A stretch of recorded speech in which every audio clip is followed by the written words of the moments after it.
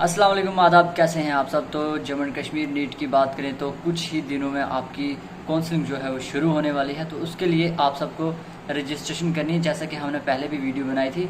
अब उसी में कुछ कमेंट्स कैंडिडेट्स कर रहे थे कि मेरे इतने मार्क्स हैं और मेरे पास ये कैटेगरी, क्या मेरे चांसेस हैं या नहीं हैं।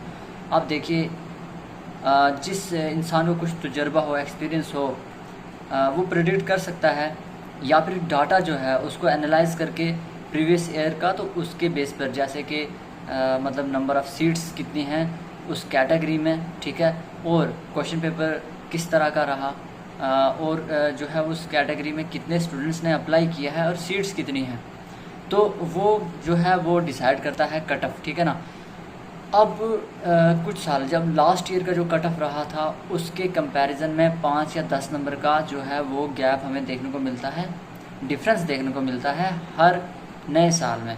तो अगर आपने प्रीवियस ईयर का अपना कट ऑफ, अपने कैटेगरी का आप जानते हैं, अच्छी तरीके से आपने देखा था, उसे समझा था, तो फिर आप प्रेडिक्ट कर सकते हैं कि आपके कितने चांसेस हैं। मतलब आप गेस कर सकते हैं कि आपके सिलेक्शन के चांसेस कितने जो हैं वो इस बार हैं, ठीक है ना।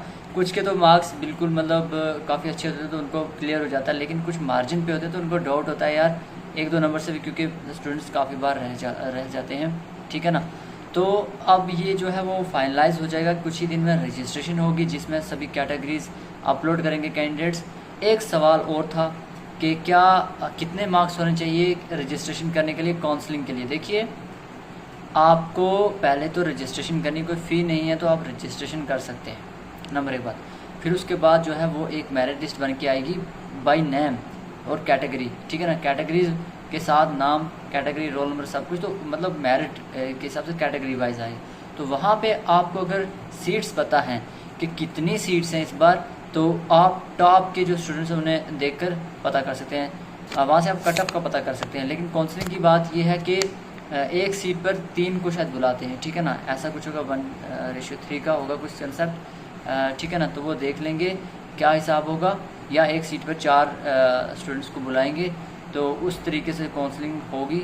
जैसा भी कोई अपडेट आएगा मैं आप सबसे बता दूंगा। तो इस तरीके से जो है वो आपका कुछ ही दिनों में ये प्रोसेस शुरू होने वाला है, क्योंकि सबसे बड़ी बात है रजिस्ट्रेशन की। तो रजिस्ट्रेशन जो है, मेन इस वीडियो का यही मकसद है कि रजिस्ट्रेशन आप ज़रूर कीजिए।